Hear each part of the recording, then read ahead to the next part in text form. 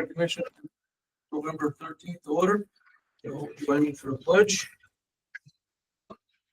Pledge allegiance to the flag of the United States of America and to the republic which stands one nation under God, indivisible, with liberty and justice for all.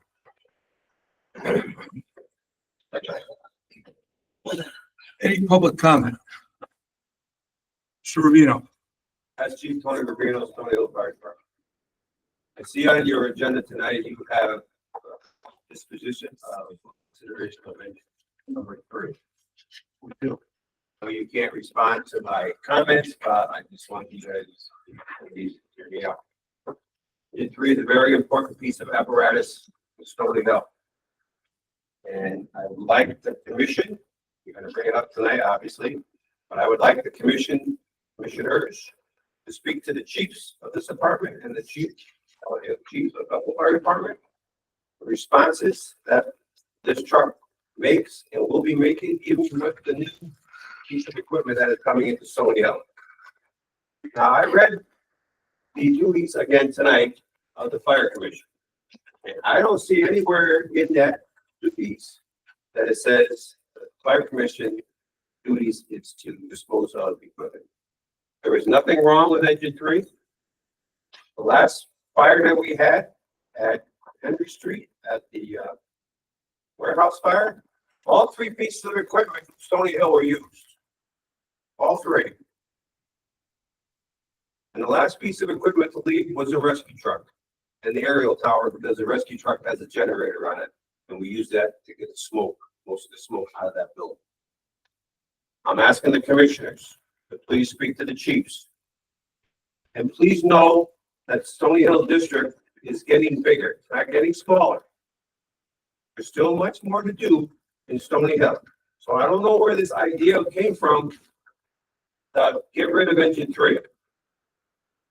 There are other things to do with the fire commission, and one is to try to help retain members, and 2, to set up some type of accounting to get new pieces of equipment. It seems like they're really easy to get dispose of other pieces of equipment that there's nothing wrong with. But you guys, ladies, have the authority to work with the town and set up. And we've been doing this. I've been doing this for a long time. Long time. There is no account here in this town for replacement of apparatus. There's nothing. And you went around with the last one getting this aerial tower. And it's wrong. I don't, other towns do it, but not this town.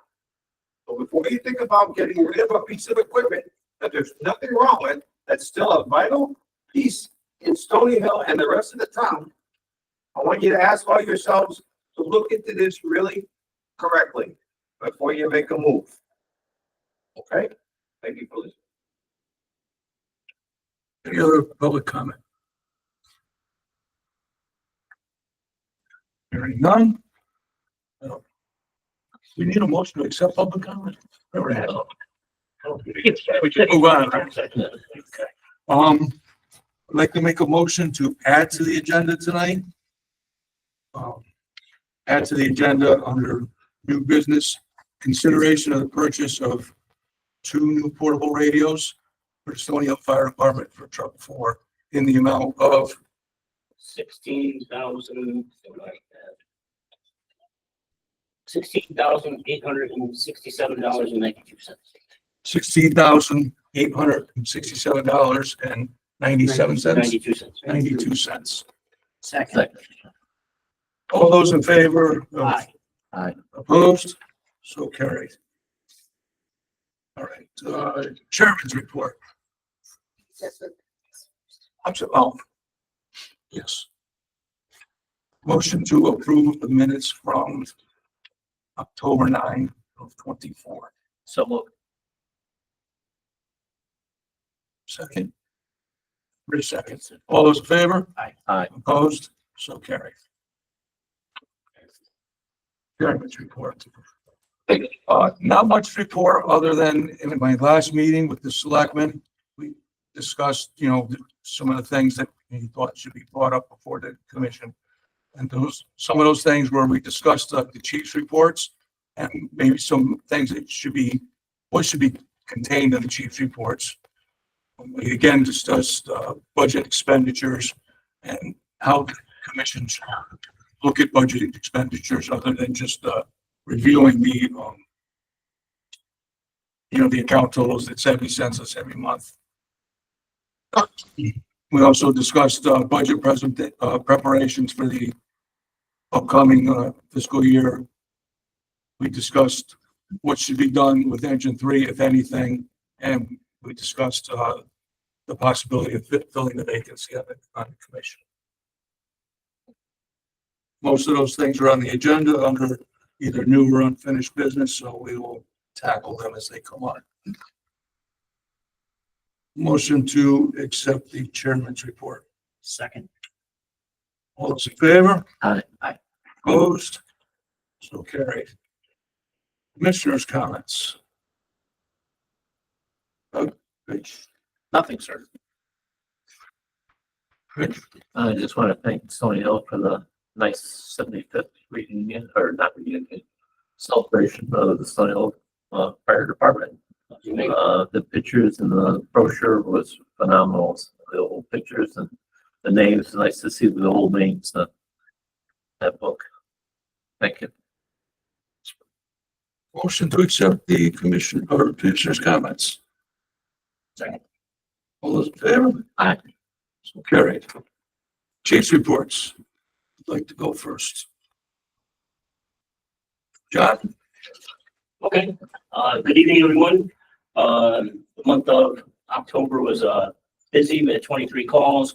We had a range of anywhere from automatic alarms, brush fires were a big concern with the dry weather that we've had lately. So we had quite a few illegal burns, trying to keep things under control. Luckily, we were fortunate not to have any big brush fires that we've had around the area. As was mentioned, it's our 75th anniversary this year. We did have a celebration at the Amber Room, which was well attended and a great time. At the dinner, we had the new truck 4 was able to make a appearance.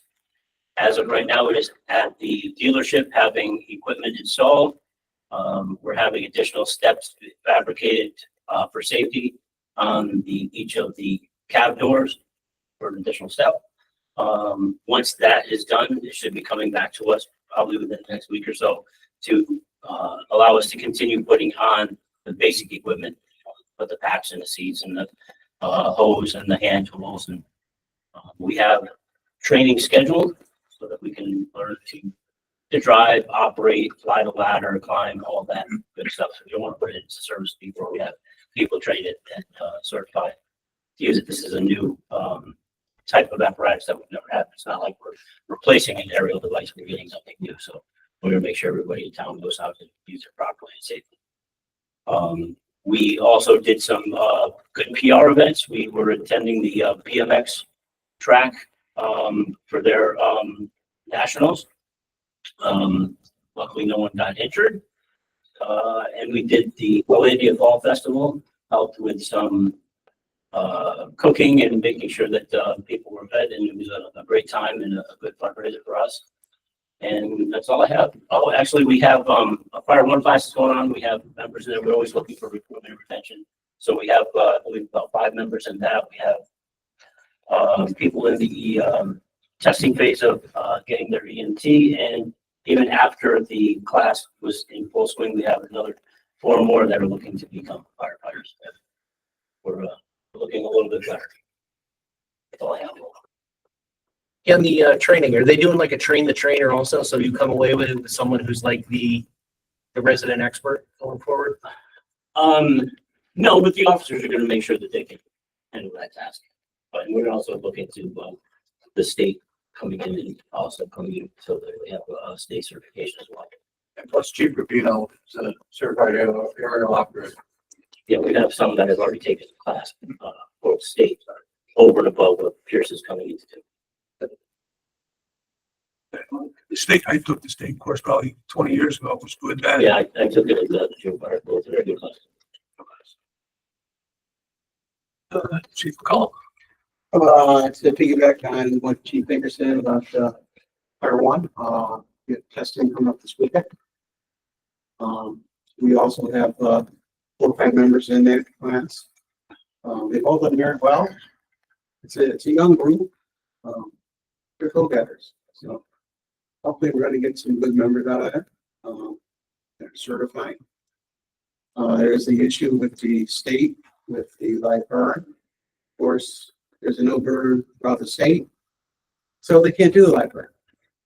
So the state's gonna make accommodations for that. We're not really still sure exactly what's gonna happen. But they are gonna take all their other testing. And we go from there. I mean, the state controls that. That's nothing you can do about it. For sure. Same thing with all the calls, especially the smoke in the area calls, the reported open flame calls. You know, we've had multiple fire pits. People, they just look at you like, "What are you doing here?" They're like, "You can't do that." They don't even know. They're just so disconnected. They have no idea. We did have a small brush fire the other day up on Long Meadow Lane. Luckily, there was some guys out doing training, driver training, and they were able to get there quickly and get 2 lines. They put 2 lines on that. It was approximately 40 by 20. A tree had come down and hit the telephone pole that was right there. Everything got energized and it started to leaves up. It was going up a ridge off of Long Meadow towards the top of Webb Road, which is up further, and they were able to stop it before it got up onto the top of that ridge where there was also a house. So, you know, it's scary stuff. People don't understand that they can't burn at all. No things at all inside. You know, I think that there's something on the town website too about that. And I know we've had it out there too. I saw that stuff about SOPs, both Bethel Stony have multiple SOPs, and we have been working on SOPs that are for both departments. That's something we've been working on. We also worked on alarm card. Bethel Fire has an alarm card now that when we have an incident, it's automatic dispatch just does it. It worked very well for the Shepherd's incident, and it worked very well for the Long Hill incident. They just went about their business and notified the needing to notify. Per the alarm card. You know, Stony Hill wants to see ours because, you know, then hopefully we can get one card for the whole town. That'll work for both departments. But it cuts down massively on the time that the officer on scene that's in charge is having to tell dispatch what they need. So a lot less radio traffic. It's working out pretty well. And, you know, hopefully that'll continue. We also established within that alarm card anchor districts for downtown Bethel so that they know where we are. And if we say to activate a tanker shuttle, they know who to fly. They don't have to ask again whoever's in charge what we want to get. It's an order. They're supposed to follow the order of the tankers because that's done by the distance and how they get out. And then we go from there. If we need additional tankers, we'll tell them who else to fly. But there's 5 tankers right away as they fall. Besides, you know, there's 2 here in Bethel, Bethel's in Stony Hills, and then there's an additional 3 coming from mutual aid. So then have backfill that comes down into town, and we'll sit at either Stony Hill or Bethel Fire Station. So if we need more, they can just move it up. I have a comment on engine 3. I would like to see engine 3 stay. That truck has the most 5-inch on it. It's got 1,800 feet on it, I believe, Chief. 1,500 feet, right? That's an item on our agenda, so we'll let you speak to that when it comes up on the agenda. You'll be part of the commission, so you have the right to speak at that time. Okay. Well, then when can I speak about attendance? Attendance. Attendance at these meetings. When can I speak about that? Within this, or you want to speak about that later? I mean, it's part of your report, right? Well, my report is that I feel I was singled out. I've been on 3 years. I have an excellent attendance record. I missed several meetings in a row for family considerations, which are nobody's business. And I think that if you're going to single somebody out, you shouldn't do that. What you should do is request the attendance records for everyone for the past 3 years. And let's post it.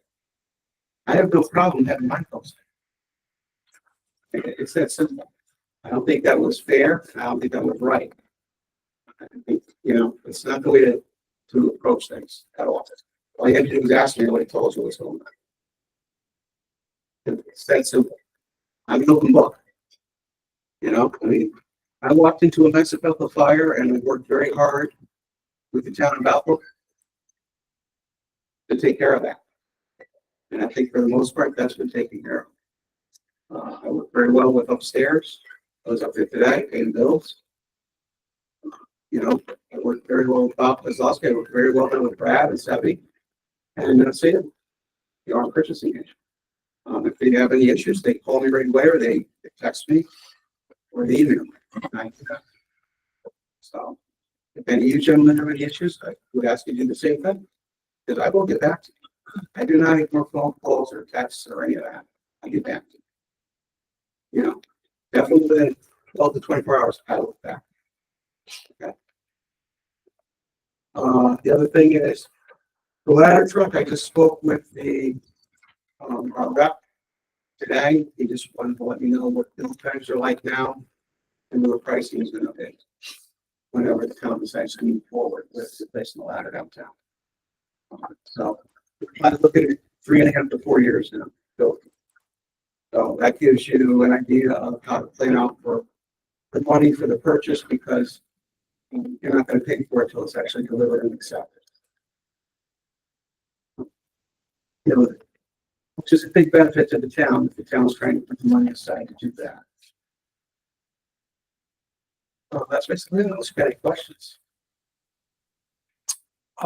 No questions. You saw the prop, you were at the drill, you saw the prop was up. I don't know if I didn't go inside the container. I saw the roof. Yeah. The The roof was built on a container at the firehouse.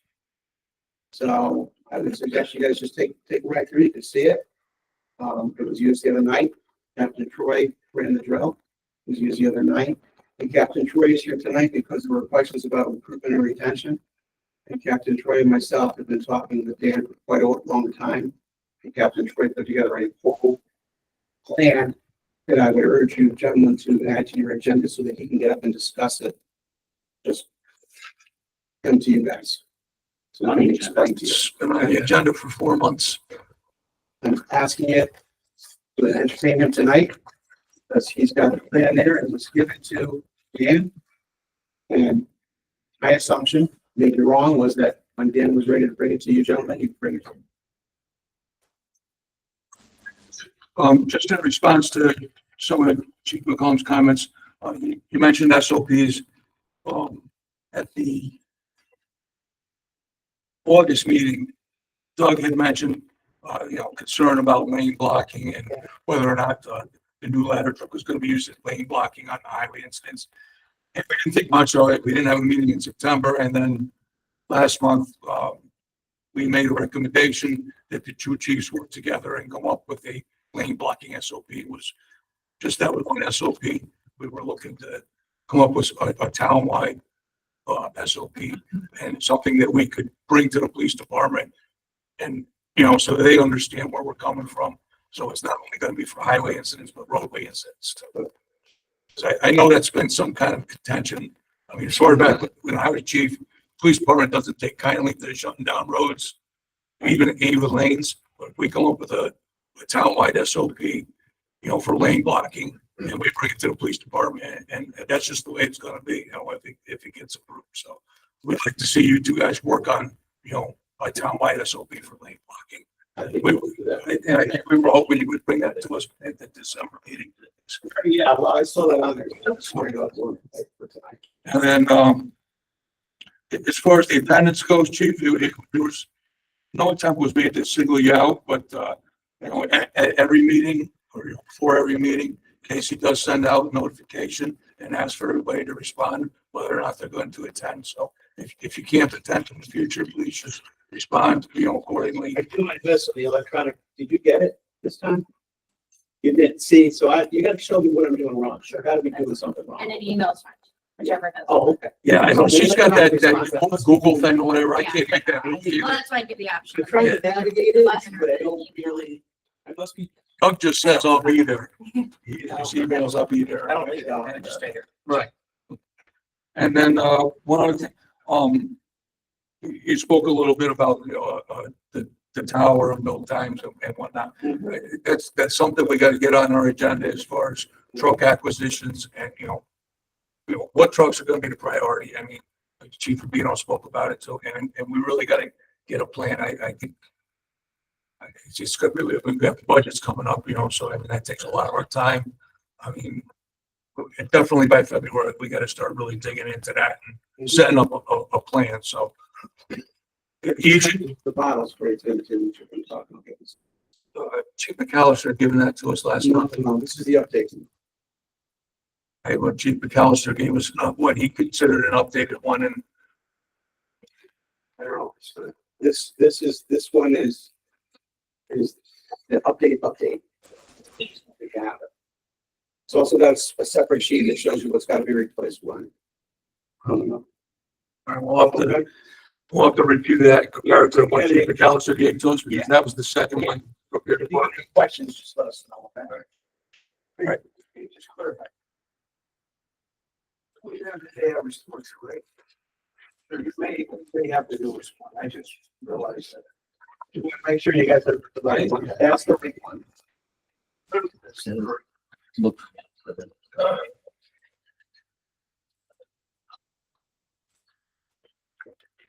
We did the slightly used ones to get away from having to replace 30 of ones. I think we got the same. Yeah, same number, 63. Chief McAllister gave, it, and this has been forwarded to to Brad to incorporate it into the particular plan. All right, so a motion to accept the chief's reports. Second. All those in favor? Aye. So carried. Unfinished business. Consideration of recruitment and retention ideas. It's been on our agenda for a couple of months now. Matt Troy is here from the Bethel Fire Department. I know that they have shared some ideas with the selectmen. I spoke to the selectmen a bunch of times, and he's shared the ideas apparently that Matt has shared with me. What Dan is looking for is a recommendation from the Fire Commission. Obviously, it's not going to be something we, tackle in one night. I mean, this is kind of a big thing. So we'll listen to what Matt has to say. He's got a little presentation for us. He's going to speak on behalf of Bethel. I don't know if John has anything he wants to add. Okay, thank you. Thank you. As Fred said, my name is Matt Troy. I am captain of the Bethel Volunteer Fire Department. I've been a member for 4 years, but I've been in the fire service since 2024. Over the summer, I put together this proposal that I shared with Dan Carter, because I actually didn't really know where this would appropriately go. When it comes to recruitment and retention and volunteer agency, no one joins for the benefits. But I find that as a captain of the volunteer fire service, and these members that are giving so much of their time, my perspective, having done this for 20 years, I'm no longer a teenage kid that's doing it for fun or the experience, but rather for being a part of the community and now having these additional expectations of me and my time. I'm starting to see how this affects members on various different levels of where they are in their life, starting families, new homeowners, retirees, and so forth. And like anywhere in the fire service, not just locally here in Bethel or across the state, but nationally, volunteerism is, of course, struggling. And we can get members in the door, but getting them to stay is the next difficult task. So I was kind of musing over some things that I thought would be worth sharing with the town to see if they would be interested in playing into this to show an appreciation for our members beyond anything that we currently have. This proposal basically goes into my approach to this, and this general proposal for the first few pages was looking at things in town that are services or expenses that might be something that our members partake in, that might be either gifted or some type of credit put towards for our members. So I'm not coming here saying that we should become a pay-per-call town. I've been in an agency where that was the case, and personally, I did not think that that was the solution to their problems. And time has shown that pay-per-call and throwing a dollar value at someone's response or their time just continues to demand more and more. What I'm looking for is to just try to show appreciation to these members, which hopefully boosts morale by giving some type of a credit towards things that are expenses already in town.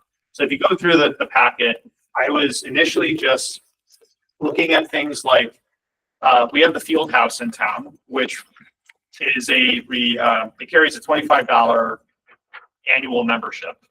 I find that this is a small gesture. If we had members of the departments that were active and deserving of some type of credit, they should get an annual pass to the field house. And I don't see how that would be much of a loss to the town if something like that were to be considered.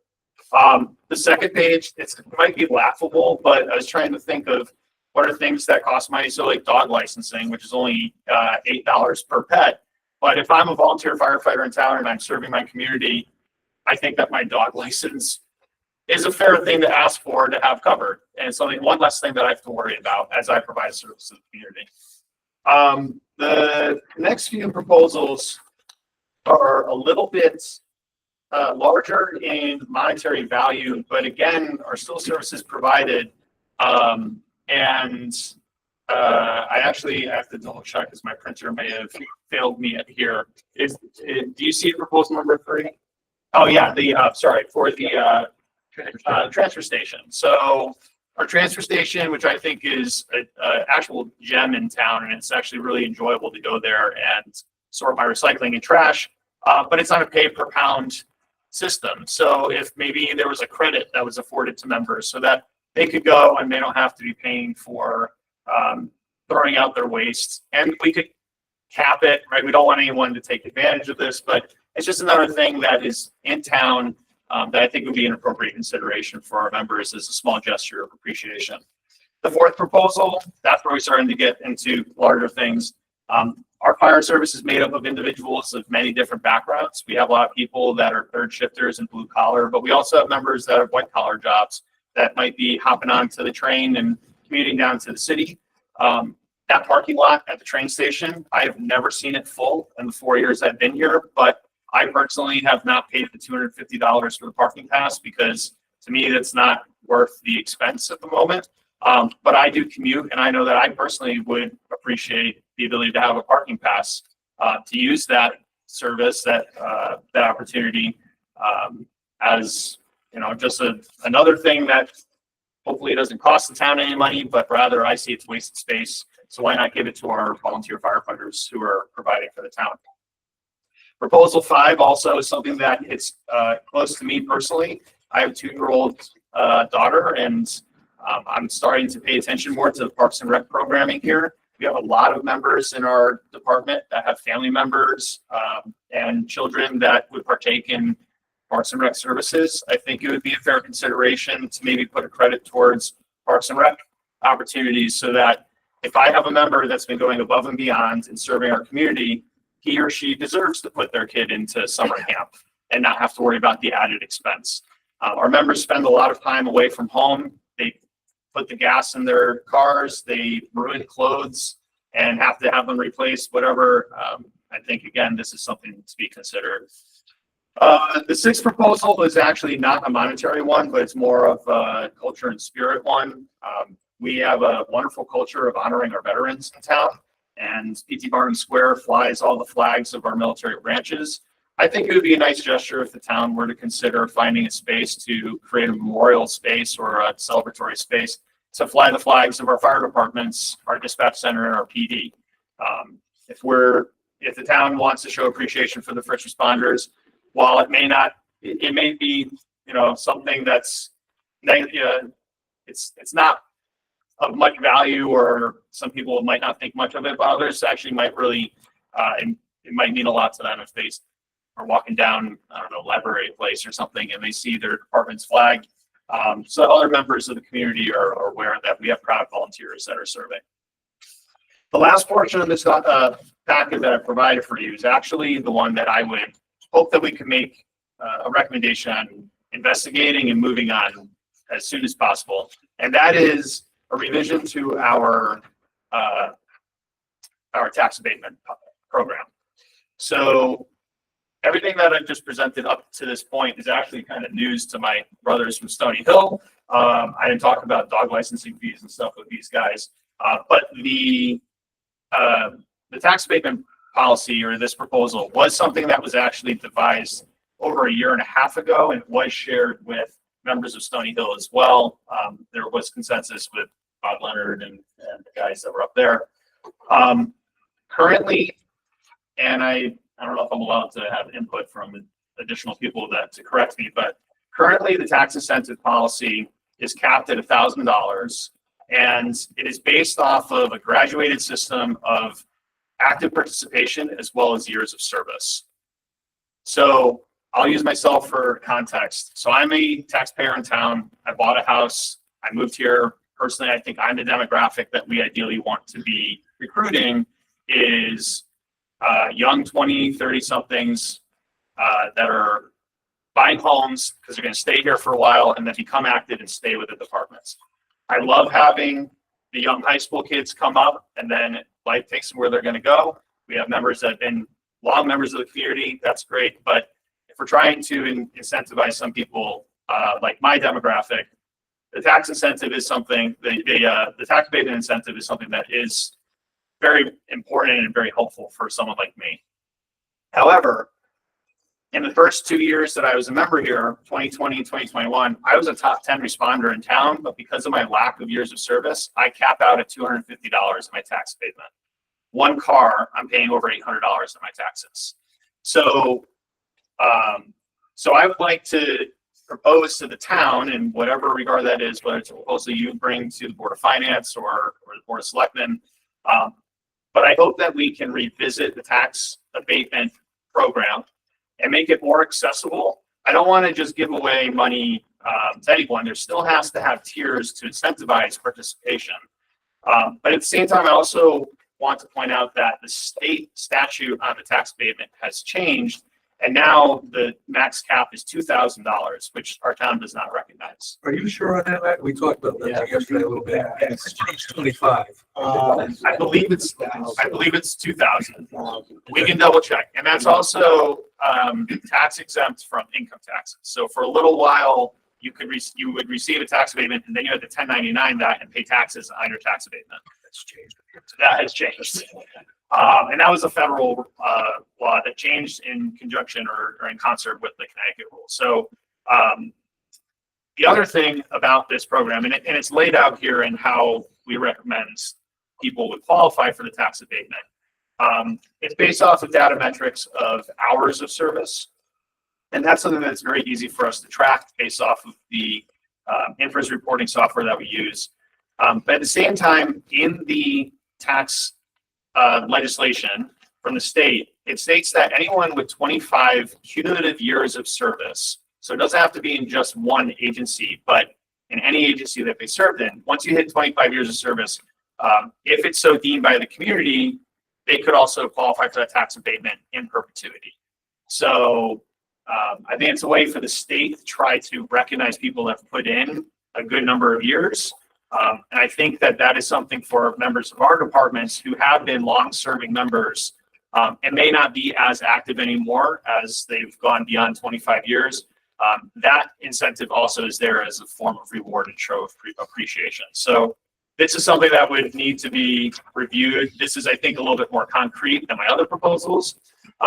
In meeting with Dan Carter, we discussed that maybe it isn't actually creating credits for the very specific things that I listed out, but rather if there was some type of a town credit value that could be rewarded to a member based off of some metric that we've established. So you could use it towards Parks and Rec or towards a parking pass or towards the dump or whatever.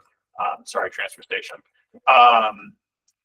Dan called it Bethel Bucks. That's what. Yeah, that's what he- Bethel Bucks. Bethel Bucks. Yeah, I've Bethel spoken Bucks. to Dan several times. That'd be great, you know? I think that this is something that it's a small gesture that could go a long way for certain members.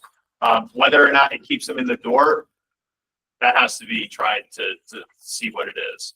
And if it works out. But, for those that have been here, I would gladly pull up a list of members who come back and show up at calls 24/7, 365 in the middle of the night when it's snowing, raining, whatever.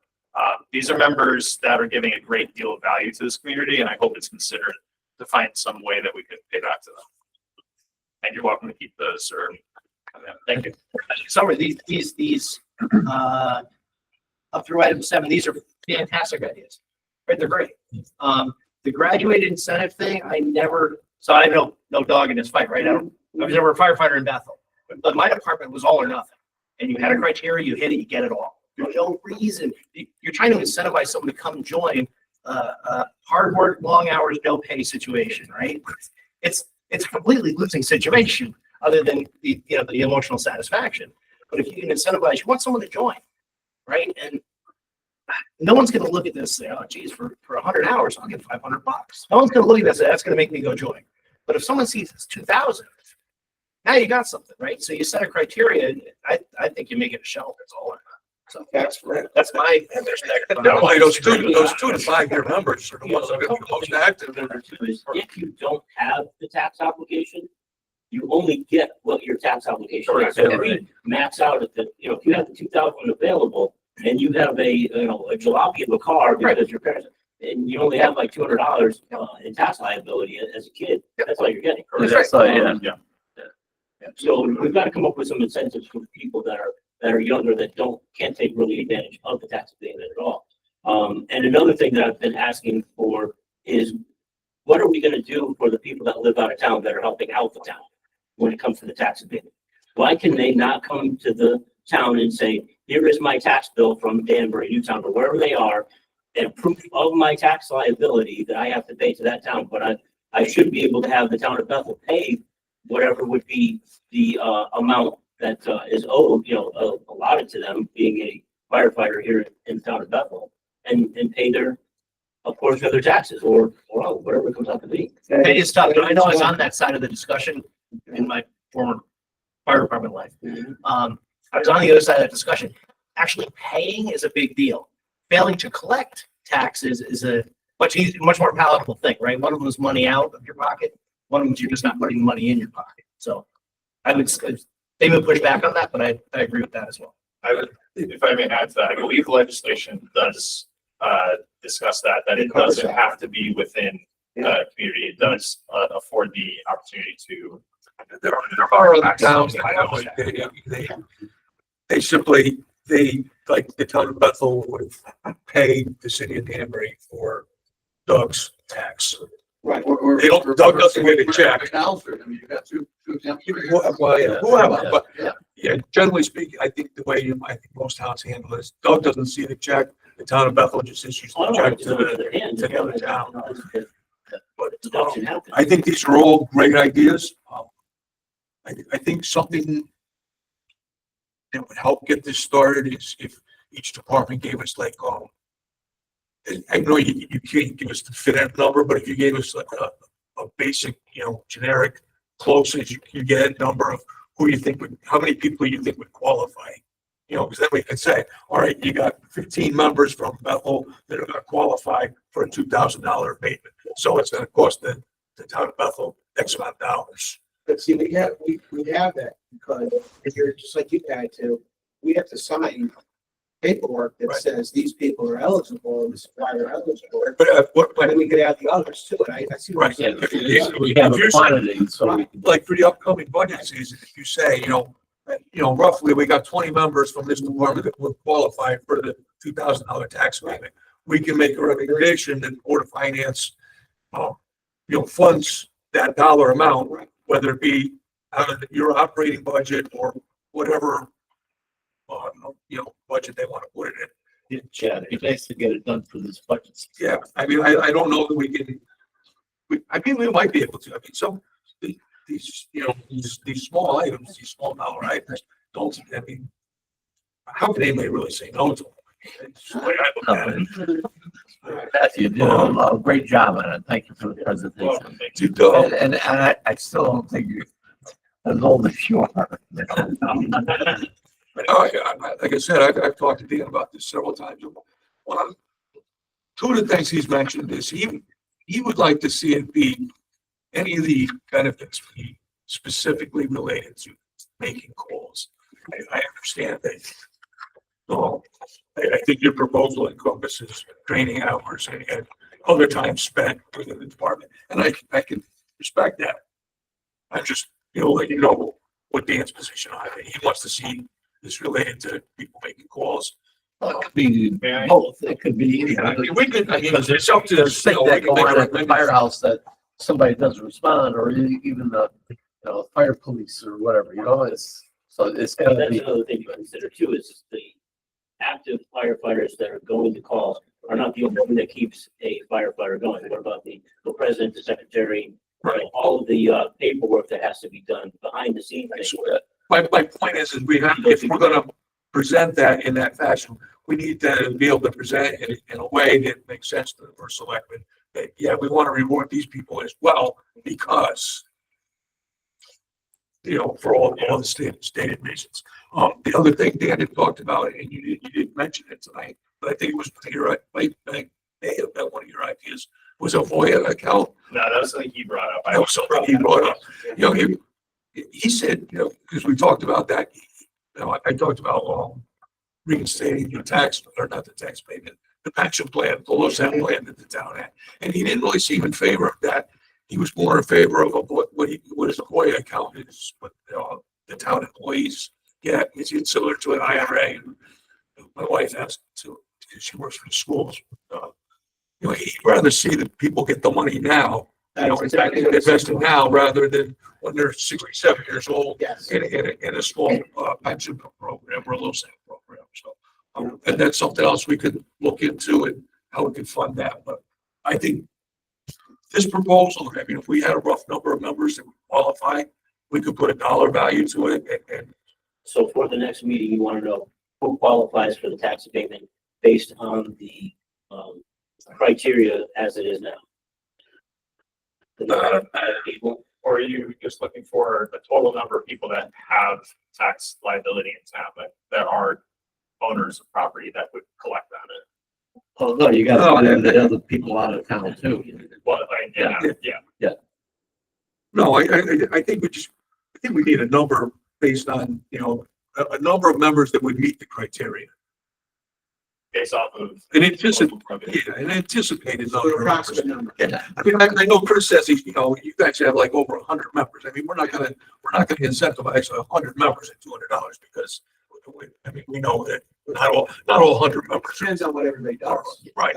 If 100 members are meeting the criteria, then this town is in great shape. And, we should incentivize them, but we all know that's not the case. So I think if you guys can come to us with an anticipated number of people that meet the criteria, and the commission can certainly take the next month to look at the criteria and see if either the criteria needs to be narrowed down or even expanded. I think these buckets are a good starting point. I'd like to just see what it comes out to, and then my lean is going to be to make it easy. So I'll be right up front with that. My lean is to make it easy, but so let's just see what it shapes up like. I mean, to me, I think I'd like the idea of incentivizing people making drills and training and all the other things that make the departments run. But I think we got to lean heavily on the portion that gets them to make calls. Because really that's what it's all about, especially in the taxpayers' eyes. That's what they say. I call 911, I expect somebody to show up. But you got to be trained to be able to make those calls. So they may want to do like a 75-25, where at least some of the training counts towards that goal. Because they got to have that training to be able to get on that red rating valve. And then it's like, I know in the past, like, Bethel had one requirement, and Stony Hill had, a different requirement. And like, the call requirement for Bethel was 100 and the call requirement for Stony Hill was 50. Okay, well, yeah, Stony Hill makes less calls. They have less calls, so they have less opportunity. But, Dan also spoke to that. He'd like to see it more equal or the same. So maybe not base it on a number of calls, but, rather a percentage. If Bethel has, 2,000 calls and Stony Hill has 1,500 calls, make it, whatever, 10% or, whatever number it comes out to be. If, just to provide context, because this was definitely a discussion we had on the Bethel side when we were preparing this. And the choice was to come down to tracking hours because we felt that we were trying to incentivize members being actively in the building. Because that means that they're not only it's not just that they would respond to a call, but that they're in the building ready to respond to a call. The Henry Street fire was excellent because the class was going on in town and they were on the road very quickly. The Greenwood Avenue fire was because we had last Christmas or early December was a kid's Christmas party, Tone's Tips, and a bunch of members were in the truck and you guys were there within, minutes. So that's why I agree that our goal is to make sure that we are fulfilling response. But the context of this was that we were just trying to incentivize people that were in the building so that, or actively staffing or whatever, so that we are extending that coverage beyond just the one time that, that a call comes out. And stuff, we have a lot of daytime workers, and right now, all these illegal burns, it's diluting the percentage pool for number of calls because there could be eight illegal burns in a day that your 3 guys during the day are able to get to. There's no way I'm going to get to them when I'm away at work. So there's maybe more to discuss, but the hours I think is something that's still working. Let me ask you a question, Chief, because back in the day when you and I first joined, like everybody in Public Works was a member of the fire department. Yeah. Why does nobody in Public Works want to be a member anymore? I talked to. Can we incentivize anyone? About that, and I said to him, when I became when I became grounds maintainer with the Parks Department, I became the 16th active certified firefighter in the town of Bethel for the town. I said, you wouldn't remember during the day. You were lucky if you made the 3rd or 4th piece I out lived on the corner. downtown. I lived on the corner. Because we got to those rigs and we were gone. If it was a fire, we were gone. If it was an accident, and you didn't, by the way, by the way, dispatch, Doug would know too, by the way, dispatches, if you got something, whether it's a fire or it's an MVA with maybe an extrication or something, you smell it. And you get the equipment out. And these guys had to fight just to make a rig. I mean, it was crazy. Yeah, I mean, he's not kidding. I lived at the apartment building across from the food bank, and I worked nights, so I was available during the day. I was lucky to make the 3rd try during the day. Both engines, 6 guys, they roll out of there full on. And I was pulling out of that apartment building with 2 other members. I'm not gonna have to what? Get to the center of this for So something. there you go. I mean, again, that's a big issue because not only if you give them, incentive to go to the calls, but now you have to give them incentive to come to the firehouse and training. Because you can't just say, well, I belong to the town, so I immediately have all of that knowledge. No, they've got to train. And be, That's what I say, maybe that's a 75. that might be one of the things that's thing, or a 60 so. 40, You include training that. Yeah, but I mean, John, those guys were, they were all active members of the department. I mean, they were all trained. Yeah.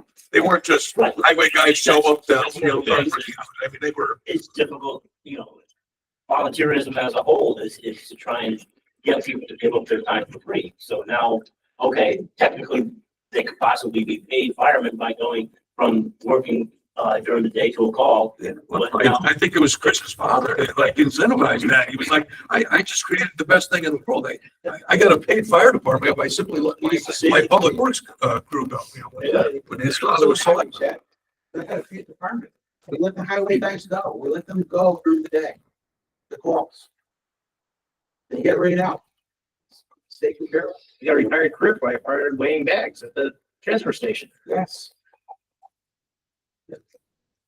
I think these are all. They're Chief all McCallum, great I'm just gonna ideas. get that. It's up there. Chief, do you still have Chief McCallum to speak on your behalf to this? Oh, Jacob knows. Listen, I need another gentleman to set that all up. They put that on. I spent about 3 hours last night in a tax abatement area in the city of Denver for the elderly. And I want to point out that what people envision as possibly a big drain on the tax system for providing these incentives is nowhere. The city of Danbury, with 100,000 residents, there's only 770 people that currently or in the very recent past applied for that tax reduction. The cost of the city of Danbury is $340,000. Now, that's a town with a massive budget, massive population, etc. And their guidelines really aren't that difficult. Secondly, the idea of people living out of town and getting some type of advantage. Remember, many communities, the vast majority of town employees do not live in the community in which they work. So all of that money goes out. It's just the opposite. The free work comes into the community and nobody's asking for anything. So a couple of bucks, not a bad deal.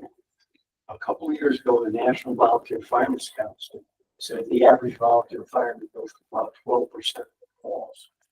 Now that doesn't sound like very much, except is I did this morning, every Wednesday, supposed to know myself and one of the members going to do the fire reports every week religiously.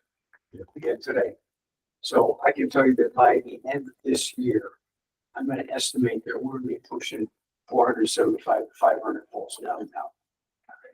So 10% of that would be, 47 calls. If it's 500, that's 50 calls. Now, 10%, 50 calls, but 12%, that tells you that a member based on the NFPR, the National Volunteer Firemen's Council, is coming to a call a week. Then you throw on top of that training session, you throw on top of that work session, and the meeting, you got a pretty active member. But when you look at it on paper, it doesn't look like that much. But in essence, it's a lot. Especially if he's got kids, as a lot of the members do. Some of them may be working 2 jobs. If I see somebody coming in, train once a week to come to a meeting, to come to a work session, fire call, and they're 3 or 4 times a week, we have an active member. So we have to look at it. You have to look at the big picture in terms of whether or not they're active. And I'd like to conclude by saying that back in 1st of March, you'll see this on the board of the firehouse. We put together a requirement that when you go to a fire call, the officer has to fill out the sign it, or their designate. So we get multiple calls, I say, so like you go backwards, please do the report, I'm going to the next call. All right, I'll get you in charge of that. So what happens is there is no question at all as to the legitimacy or the total of the calls that each individual goes to, verified by an officer, signed by an officer. So anybody that ever questioned, well, maybe, somebody gave a couple of calls. That doesn't exist. That's just another misnomer. Everything that's on here has been certified by a fire officer, and whatever documents you choose to use to determine the benefits here, I want everybody to know that at least from that standpoint, which seems to be the biggest thing you're leaning to fire calls, it's legitimate, it's 100% okay. So also, I'd like to City of Denver is also trying to put together a tax incentive program or some type of benefit program for volunteers down there. And when you look at it, it mirrors what's going on here. Believe it or not, there's a lot of people that are active volunteers in Denver that will not qualify for a lot of stuff because they're young guys, they can't afford a house, they're still living at home, their parents own their car, et cetera, et cetera. And unless you things as Matt proposed, benefits by going to the field house, licensing things. Danbury would be global water, preaching, park passes going up to a town park, things like that. That would incentivize a lot of young people to take advantage of these things. So I think if you look at the big picture here, There's a lot of ways to get people interested and to want to, if you choose the right thing. You kind of focus mostly on the fire side, but we also have to consider that, both fire departments, run an EMS service and that adds considerably to call volume. I mean, Bethel's running 2,000 calls a year, Stony Hill's probably running 1,700. I mean, But, so and we're talking 2,300 calls a year, each department. that's why it's so crucial to what Matt was talking about is staffing the ambulance and being at the firehouse to get that ambulance out. Yeah. Quickly.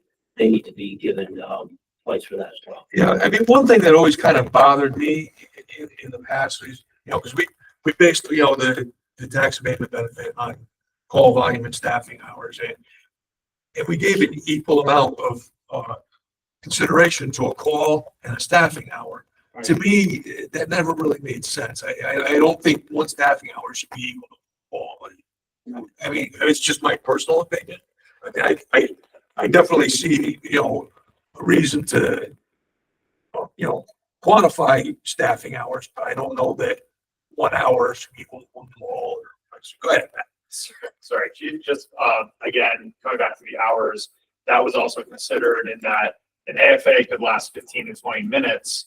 That's 1 point. Sorry, AFA, automatic fire alarm, as opposed to a wires down call where I'm babysitting power lines for 3 hours. A point is still a point, but we are able to track our hours. We do. I can tell you right now how many hours a member has spent actually on scene. A structure fire, gosh, it could go for a brush fire, structure fires, 4, 6, 8 hours. I spent 25 hours at Ag Light. Exactly. So that should count as 25 hours as opposed to 1 point. You got the checklist. Right. So that was the other considerations with hours. All right, so I think very good presentation. It's a good start. I think the commission should look at the requirements to be eligible for this, and if the chiefs can come back to us with I guess best guess on how many members each department would have qualified.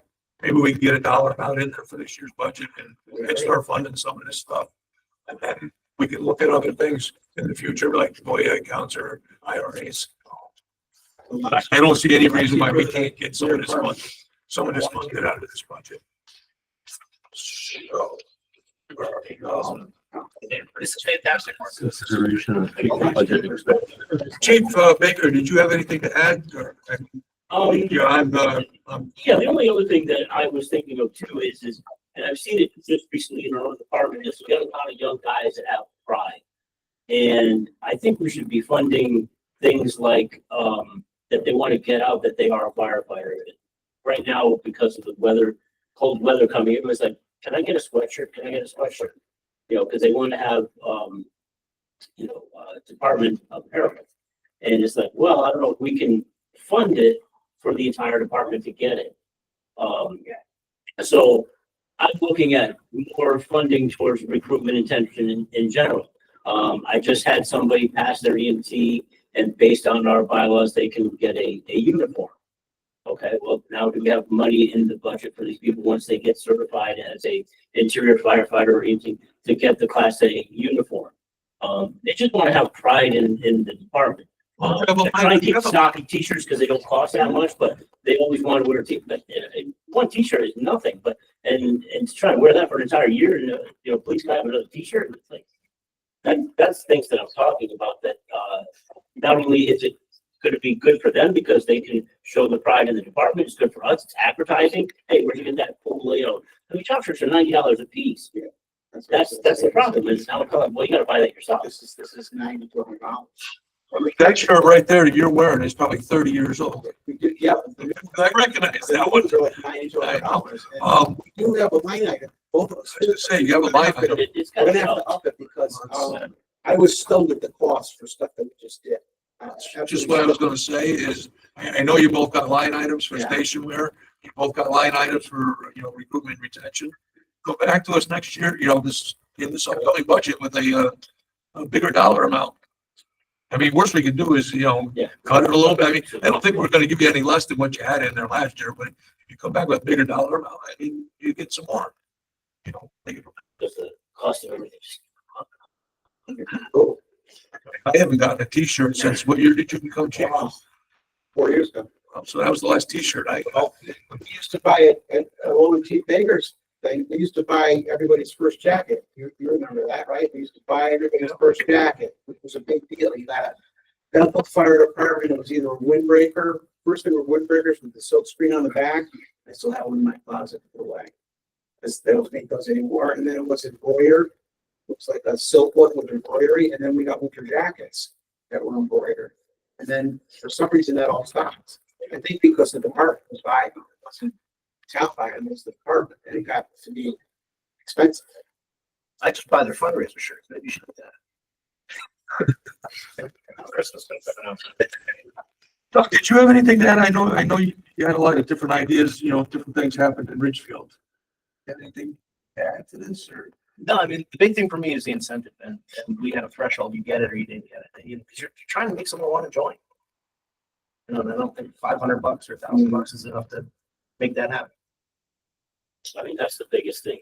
I want to make sure that it's being addressed is what is going to be an incentive that's going to be appealing to all age groups, right? Because you got the older guys that are getting close to the retirement, are moving out of the department or not having many years left, or the ones that are just coming in from high school that don't have a lot of either tax liability, owning their own house, or have kids to put into.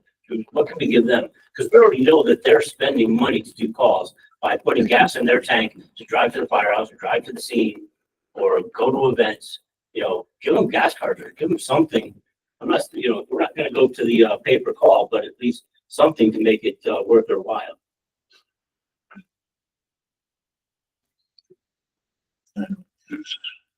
No other comment on that. I'll take a motion to. What do we want to do? We want to table this for further consideration until next month. Yes. Yeah. Yeah. So a motion to table the consideration of recruitment and retention to next month. Second. All those in favor? Aye. Opposed? So carried. So, next item under unfinished business is consideration of future budget expenditures. Last month, we had spoken a little bit about, each month we get the monthly expense reports from the finance department, and we look at these and really all we see is, a vendor and a dollar amount. We don't necessarily, know what was purchased or, basically we don't know what was purchased. I mean, like for instance, just looking at, Bethel's for this month, the first line in AAA emergency for $70. I would look up, that's got. I'm sure you could look it up. The SCBA, something simple, because it's a small amount. I mean, Like I had one for $25, I just put in today, it was a strap that broke on one of the, bolt in the gauge. So you gotta replace. But I mean, just looking at, on the first page, I can 1, 2, 3, 4, 5, 6, 7, 8, 9.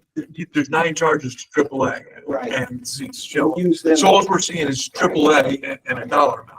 We use them because they're the cheapest, because the county bid and the New York State bid, that's why we switched to them. So Dan was looking to get us a little bit more involved in the finances, and the expenses, and it was like, well, how do we do that? I mean, other than, taking these each month and asking you each month, each line item, and what was it, I don't know. We thought about it. Doug was going to think about it. He was going to try to come up with a proposal. We talked about, maybe, before your bills went upstairs for payment, if the bills came to the fire commission to see them first, and then they went upstairs, and then it was like, well, if we do that, our bill's gonna get held too long before they get paid. I was like, well, they really, in theory, nothing should get held more than 30 days every month, but still, I don't know. I don't know what the right answer is. We just had our quarterly meetings. I have to bring that up earlier. Chief Baker was right before me and me. And I'm sure in yours it was discussed, because it was discussed in mine that they'd had that discussion with you, but that he didn't want to see like 30 things. And I was like, okay, so what do you want to do? Right, I mean, we don't want to see your Comcast bill every month, we don't want to see your, yeah, Brad was saying was he was going to plan on sitting with you and coming up with something that was palatable and then sitting with us to see if that worked for us and then get all this together and make sure, iron it out. Definitely this works. And I don't have an issue with that. I really don't. I mean, I had brought up the fact that, because I brought it up before, and Brad actually listened to what I was saying and talked about a certain account that they could do it in. I said, all the service contracts should not be in vehicle maintenance. I said, it drives me crazy every year. I said, that's, you know what I did with those that chiefs? should be separate. When I was chief, I had moved all those to professional services. Yeah, but even there, it's still, because then you still have other stuff intermingled. And what I was saying was, anything that's a service contract, put it in its own account. And Brad he had some other number that they use for the rest of the town that's a 4-digit number that he said that they could probably do for both Bethel and Stony Hill, where we could put that number in there, and that would be all the service contracts from now on. That would be in that one account. So we all know those are hard numbers. That's what they're telling us it's going to cost us for the following year for their service. And that'll get it out of the vehicle maintenance. It should be great. Yeah, I mean, It drives me nuts. to me, it doesn't really so much matter where it is, as long as it's there somewhere. But, Yeah. but yeah, I mean, like I said, I tried to take all those and put them under professional service because I mean, it's a professional service and it's something we're doing every year. But, and then, I know Scott had moved them back, or finance had moved them back, but I don't know.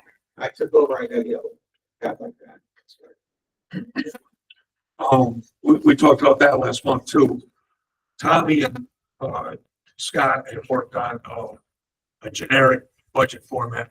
So each department's budget is going to be the same. So when we go through the budgets, it just makes it easier for us to line everything up. Well, how come, Stony Hill spending this dollar amount for this and Bethel spending a different dollar amount for the same thing? Like my saw account, that we talked about it in there. My saw account, I explained to him, has the gasoline in it, everything, the premixed gas. Right. John says it's broken out. And I said, we can break it all out. It's fine. That's what we're looking, we're going to get it so We that, need to know that. right, that's what we're looking to get. So like with the turnout gear, you buy all your turnout gear in one line item. He breaks it out with his boots and his helmets, and I buy a complete set, what I call a set. well, I think we're gonna try to break it out now so that it's all, so we're looking at apples and apples, not, apples and donuts. But, Brad has that, and he's working out, putting it together so you guys can work with it. If we need to add, if some lines got, missed or something, we can add lines into it. Brad said he would. So is Brad coming up with the template for this year before Yeah. we start working on it? Yes, Yeah, that was my understanding. we submitted a template that Tommy and Scott had worked on in past years. We submitted that to Brad, That's probably what I've been. and Brad's working on putting it together. I don't know if it should Really be. wanted to talk with us first. Yeah, I don't know. Brad sent me an email about it the other day, and I said, go with it, and if we need to add lines to it, or even subtract lines, we can, but let's use it as a jumping off point for this year. Where was I going? That was it. Yeah. All right, so a motion to, I guess we're gonna table that for future consideration too, I guess. Yeah. A motion to, table that for future consideration at next month's, seconded by Rich. All those in favor? Aye. Opposed? So carried. New business, consideration and review of the October financials. Just two quick questions I got. It was actually a question I had last month. You weren't here, chief. You were here with maintenance? That was the truck, Yeah. with tires. Should that shouldn't come out of your vehicle maintenance, that should come out of capital. That was where they put it. So all I can tell you is wherever they put it is where they put it. That's gonna bring your vehicle maintenance down $6,000 or $7,000 short at the end of the year. I recommend you talk to Brad about that and have that, Take it out. I did talk to them about it and I said, isn't that supposed to come out? And I think they're gonna adjust it. Okay. Because that was a separate, we all talked about that. Yeah, tires. But the tire tire replacement was separate. yeah, we submitted a whole 10-year plan with Yes. tire replacements, and that was the Yes. first one, $7,000. Right, because that's the last one that I need to do before we start again with engine six will be the next one. So maybe just follow up with Brad on that and see if you can get that money Out there today. back into your maintenance account. The other question I had was, on your dues in education, you had a $1,838 expense for Rankin Sports. Yeah, that was that was all the shirt, that's what I was talking about. That's all the shirts for all the instructors. So that should come out of your 202 account where you have, It should be out of the trading account. you have a line item for station wear in your 202 account. Yeah, we're gonna use that too. That's gonna get used. That's the issue. That's what I'm saying, is we don't have, John and I both realize we don't have enough for what we're trying to do. Okay. So that was like the lesser of two evils, because it's a one-time thing and they all have them now. And it's a small group. It's only the instructors, and it's instructors from both Bethel, Stony Hill, and it's a couple from out of our departments that work with us. Chief Evanuska said he was gonna get me when he get it. Instructor? Oh, I don't know. He didn't tell me that. That was all, there was other questions. I had. Anybody else? Yeah, no, the tires. No. Motion to, accept the October financials review. Second. All those in favor? Aye. Opposed? So carried. All right, consideration of chief's reports and the, expected content. That was something else that I had spoke to Dan about, or Dan had spoke to me about. And, as we look to, especially getting into, replacing these trucks, refurbishing these trucks, what we're gonna do with these trucks, we'd like to see as part of the reports of, call totals each month, how many, what are the call totals each month? And what trucks are going on these calls? So we get an idea how often these trucks are going out. So we'd like to see, a call report, an apparatus response report, and a number of personnel that respond that on calls. So if we can incorporate those For the moment. each month. Okay. Right. And Matt seemed to indicate that you have those numbers available. Yeah. I'm sure if Matt is available, We're not reporting, I just don't know how detailed you want it, so number of people that were on each call. So you want all the personnel that responded to each call, And the and then you just want it added up for the end of the month, right? How many people total?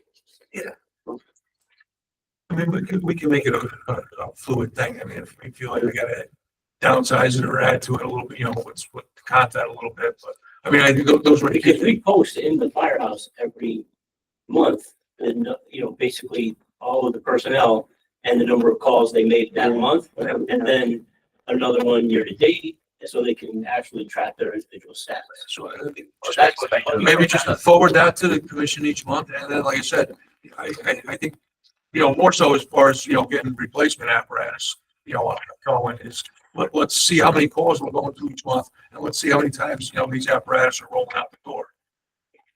If engine 18 doesn't roll out the door but 2 times a year, do we need engine 18, So we want to track that for drills and training also. How many times the apparatus goes out? Yeah, so like I said, I mean, You know, you can't give us too much information, I don't think, but I mean, I think that's the minimum amount of information we're looking for. Yeah, exactly. Anything else? All right, so, a motion to accept the, report on expected content from the chief's reports. Second. All those in favor? Aye. The consideration engine 3's disposition. I don't want anybody to think that I'm trying to get rid of engine 3 or the commission's getting rid of engine 3. This was a conversation that I've had with the selectmen, and the selectmen, asked me, what are we doing? What are we gonna do with engine 3 when the new truck comes in? Everybody said, the new truck was gonna be the first new engine out of Stony. I don't know. So here we are, we're gonna discuss it. What is the feeling? Dan's feeling, initial feeling is he thinks that it should not be replaced. He's not necessarily of a position where we get rid of it, or we keep it as a spare, or we keep it in service. He just doesn't think it should be replaced. But he wants to know, what are we gonna do with it in the meantime? Are we gonna keep it in service for the Stony Hill Fire Department? Or are we gonna keep it in service as a spare for the town? Or are we gonna get rid of it? Dan said, well, we don't wanna hold on to it to a point where we do with engine 11, where it's worth nothing. If we're gonna get, or do we keep it, as long as engine 11 We're works? already past the point of thinking you're gonna get, what it's worth. Because it's already 19 years old.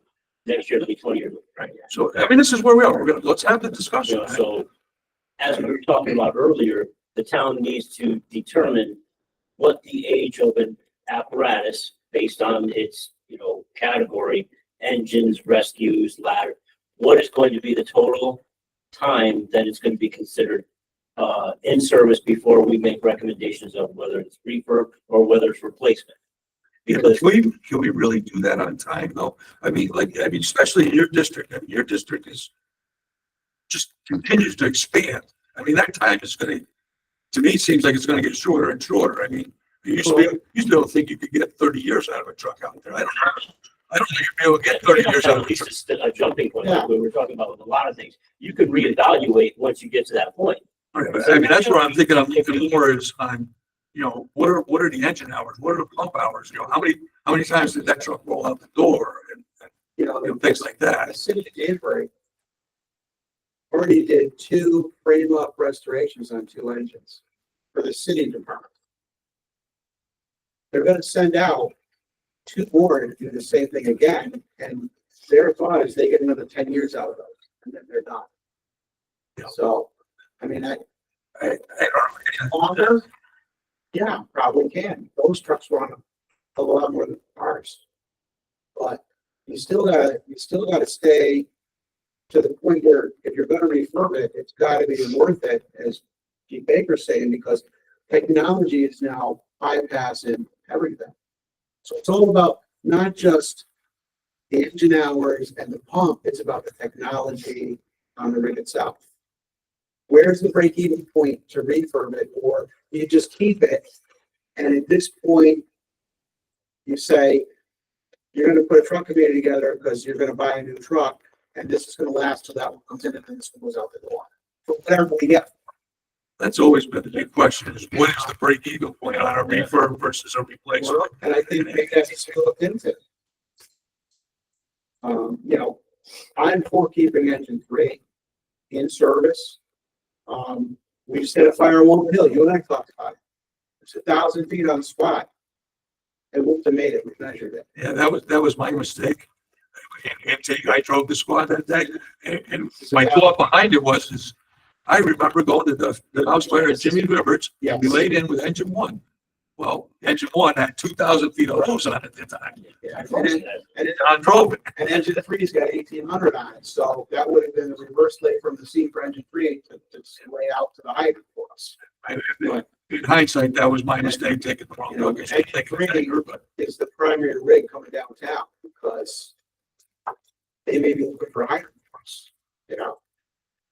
that's the thing. Yeah, and personally, I'm not in favor of getting rid of the truck. You don't get anything for them. No. You need to try to sell it, and it's worth to the town to keep it. My opinion. It's a great benefit too. If we have another truck go down, you still got that truck. And with the money that's put in it in the last couple of years, right? With all the valves and everything that were redone, you're not gonna get that. Steering box. And the steering box is everything. You're not gonna get that money out of it. You're better off keeping it because it's critically sound. All right. So I guess what the big question is, okay, if we keep it, how long do we keep it? Do we replace it? at some point. That's something that. By the time you do replace it, there's probably gonna be a need because of the fact that that district, that area is growing so much, just like what Chief Bean was saying, is we can't afford to reduce the, apparatus, fleet. All right. Right, but if we're getting into a position where we're gonna, okay, so we're gonna keep it, and at some point we're gonna replace it.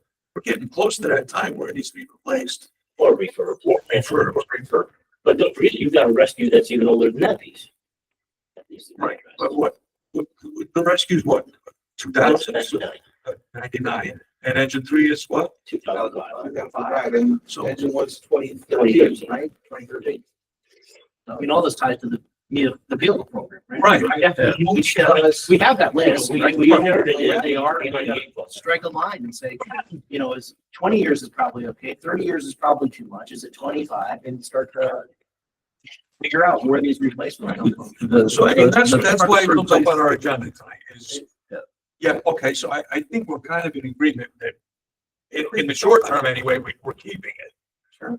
So the long term is, what are we keeping it for? Are we keeping it for being in service as a first due piece of apparatus for Stony Hill?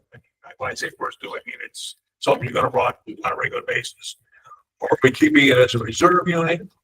I mean, I think we should keep it in service. I mean, because if you start putting it in as a reserve piece, now it's just gonna sit. What happened to engine 11 when it sat? The batteries didn't work, the tires got flat, whatever you want to call it, it's gotta get used. And, you know, we did redo the, response guide, and that's obviously gonna be first due to things that don't have any elevation to them, right? It's gonna go out to car fires, illegal burns, brush fires.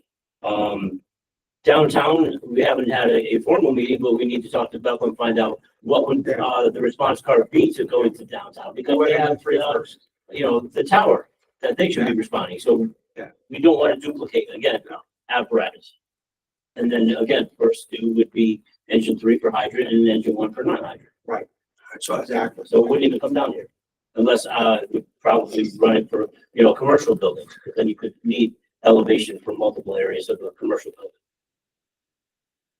I think everybody's in agreement, for the most part, that we should keep it. They had a comment, if it's okay. Sure. I mean, are we all, is anybody in disagreement that we should keep it? We should, I got more advice if we need.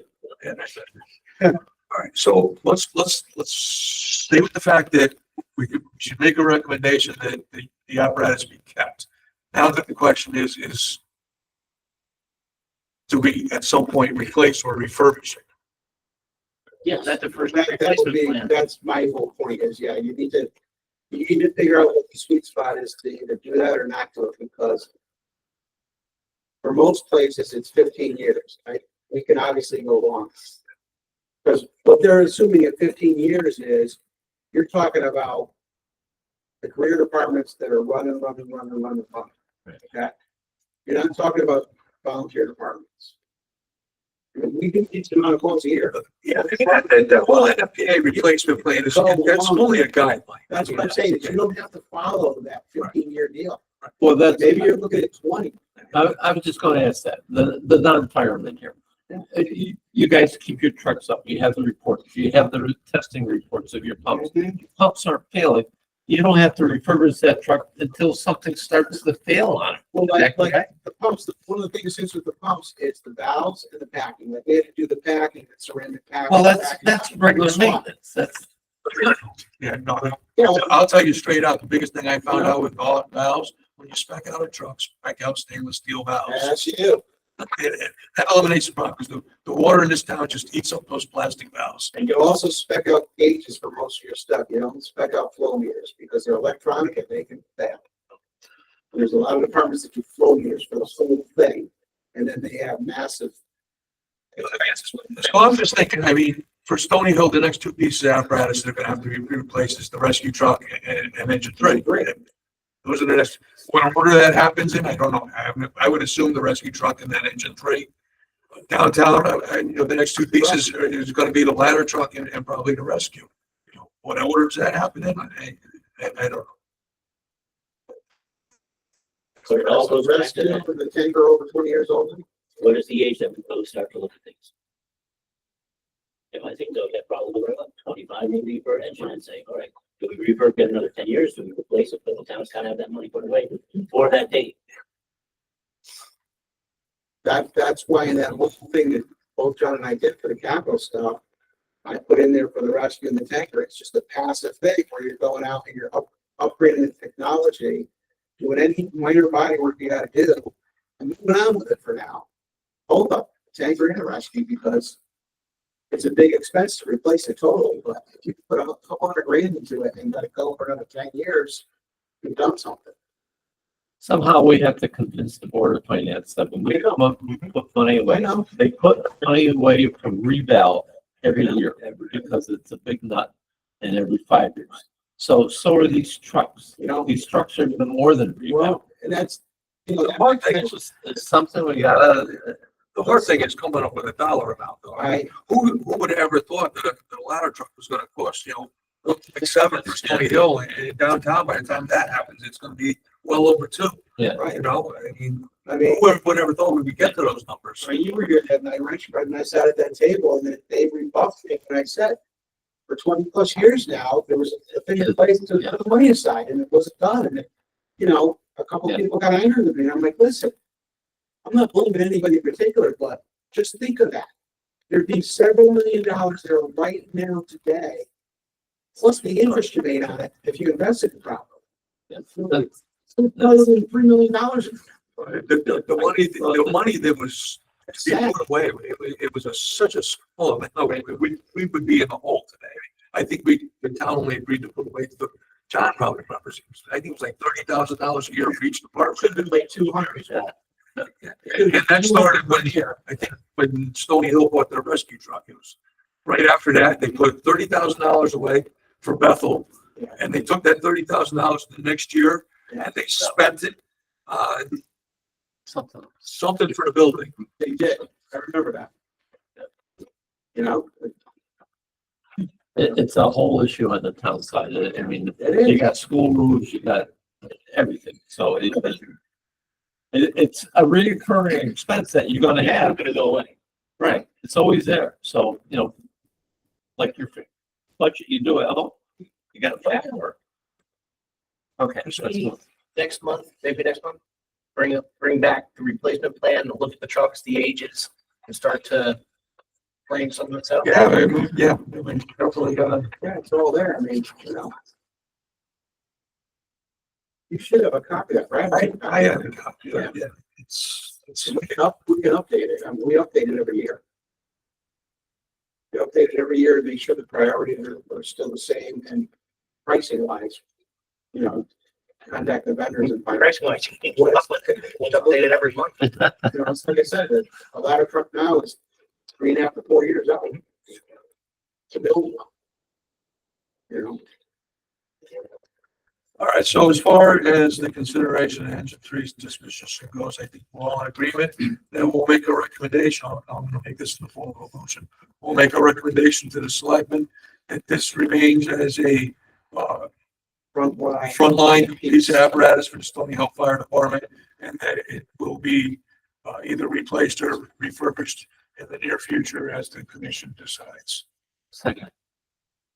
All those in favor? Aye. Aye. Opposed? So carried. Consideration of the fiscal year 25-26 budget preparations.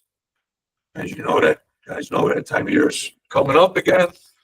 It's a painful time for all of us as we try to work our way through it, but if we could start getting some rough numbers together, and like I said, look for that template that Brad's finalizing for you guys so that we can have a single form for the two departments.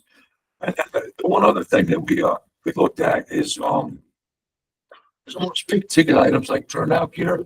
We should be getting like one or two, at least 2 bids from different vendors, for prices. We shouldn't just be saying, I'm buying globe turnout gear from whomever, and this is what's it cost. We should be specking out gear that, meets our needs and getting, at least 2 bids for it so that we're getting the best bang for our buck. Same thing, I think, with pump testing and DOT inspections. We should be looking at least 2 vendors, get a price for the the pump testing, the DOT inspections, and an hourly rate for repairs. Or maybe gallons a night is the best, maybe they're not, you know, so we should be, You also want to have people that are certified to work on those trucks. oh, absolutely. Tonight has technicians that are certified specifically to work on the apparatus. Specifically And we certified. also gotta take into consideration customer service. They've been there backwards for us. Yeah. They're cleaning up a truck that's out of service, they're on it. Chris, I'll send you the one from fire right now. Thank you. And then, here, And we know firemen is gonna service the new truck for free. and then the gear, I think you guys are aware, we switched from one vendor to another vendor because he had the Massachusetts bid. I switched to the vendor that has the New York State bid, which is better than Massachusetts. Same gear, but we switched because we save money. I think that's what we're looking at. Well, that's exactly what we're looking at. I mean, So that's why I did- if we get two bids and, you know, I mean, as a town, we should be buying the same turnout gear for each department. We shouldn't be buying, you know, one set of turnout gear for one department and another set for another department. You're getting one right now, right? Morning Pride. And Globe, correct. Which one's which? We have Globe, they have. We're more different. It was getting bought through the Massachusetts bid, which I found out was more expensive, so it's, like I said, we switched. We switched to New York State. That's why you see a lot of AAA on there also, because AAA has the Westchester County bid, that they are kind enough to combine for both of us, which gives us a price that basically nobody else out there. All right, so in the form of a motion, the recommendation is for the two departments to get, multiple bids on the large budget items in the upcoming fiscal year. Okay. All those in favor? Aye. Opposed? So carried. Final item on our agenda tonight is the consideration to purchase two new portables for truck 4 in the amount of $16,867.92. Right, that also includes the chargers, the column lights, that's just, exactly what we currently have. Including vehicle chargers and collar lights. So, Is there a line item that can handle that right now?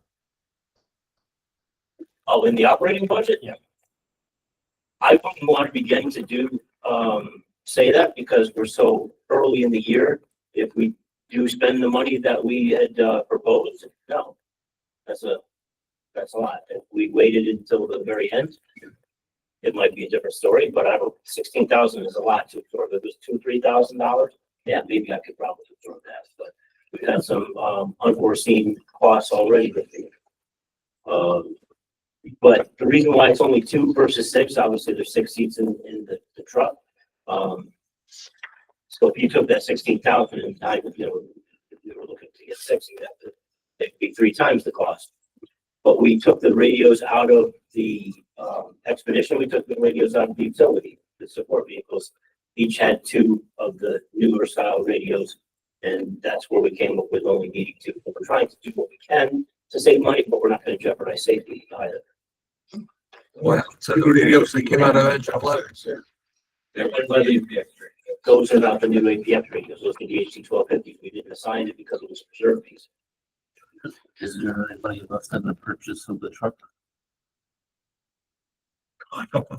You know, the bottom line of the cost of the truck versus the, I could tell you that.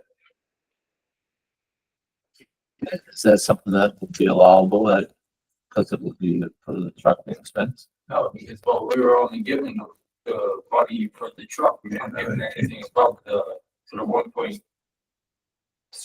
1.8. The 1.8, no, we were only giving They were given the exact dollar amount. the exact dollar. What was it that, Right, there was no provisions for any. There was no, well, I thought the town referendum was 4.8 for the truck. right, but the Board of Finance only approved, when it came up for purchase, the Board of Finance, that dollar amount. The cost of the truck. 1.739 was giving to us for the truck, nothing greater than that.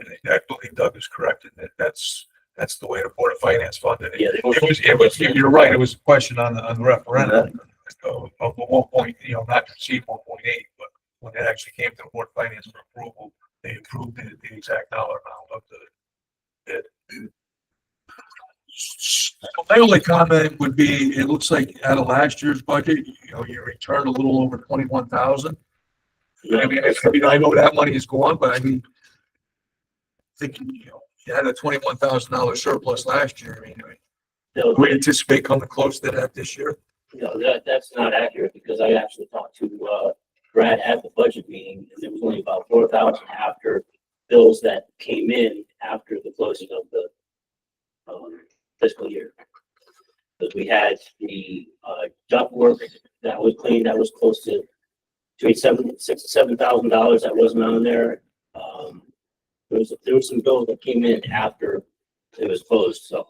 Yeah, I mean, I just fear if we go to the Board of Finance and ask for almost $17,000, they're just, Well, what happens if we go over $17,000 in our budget? I think we can handle that better. I think, I mean, if we came to the end of the year and you, So like I said, we're gonna need it. I agree we need the radios. It's a matter of, But what I'm saying is at the end of the year, if you see $17,000 over, then I would be shocked. You know what I'm saying? Buy the radios now and then take it out of the regular operating. that's what I'm thinking, is buy it out of your operating budget. And if we come up $17,000 short at the end of the year, we'll go back to the Board of Finance then and say, we went over and this is why we're over and we need more money. What about we talk to them now and say, listen, there's a couple options. We come to you and say, hey, we want the difference, or take it out of the difference between the 1.7 that was paid versus the 1.8 that was approved. Take it out of here now, or we may come to you And we only in June buy and say we down need instead of making $17,000 to prices make only up go the up. gap.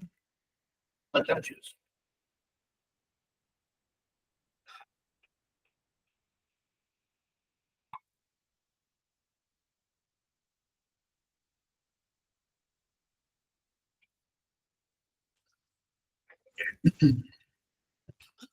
Or do we just send it to the comptroller and let him take it to the Board of Finance and figure it out? Find out, I got a Board of Selectmen first.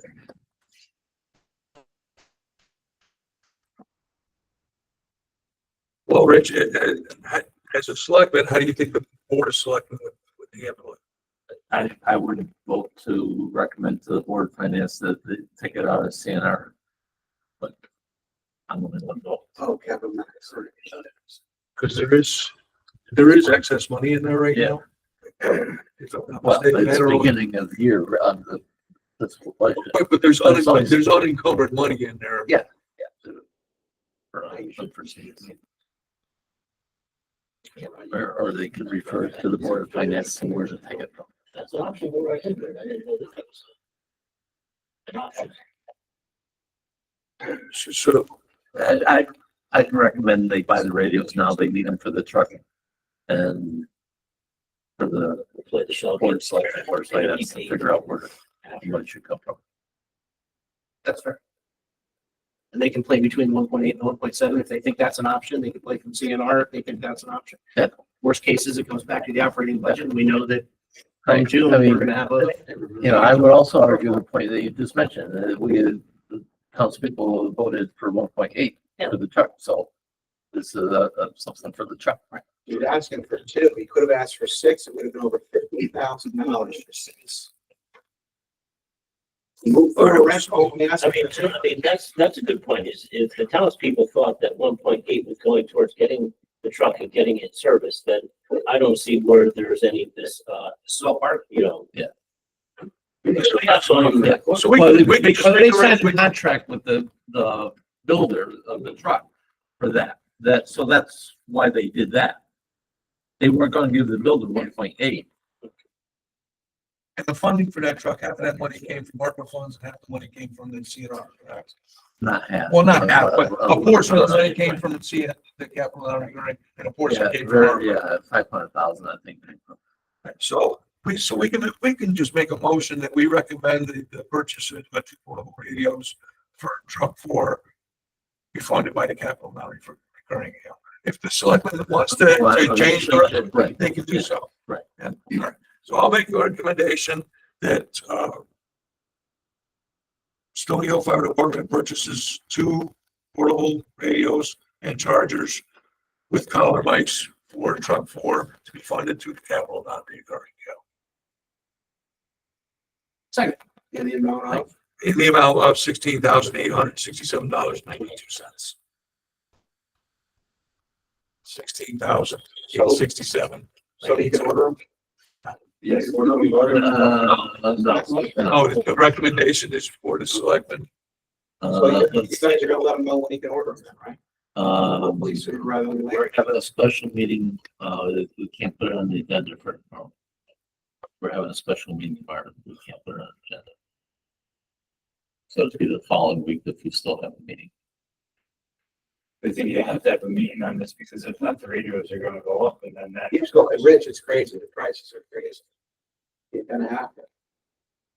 It can't go on the. No, I understand that. I mean, the other option is to buy it out of your operating budget.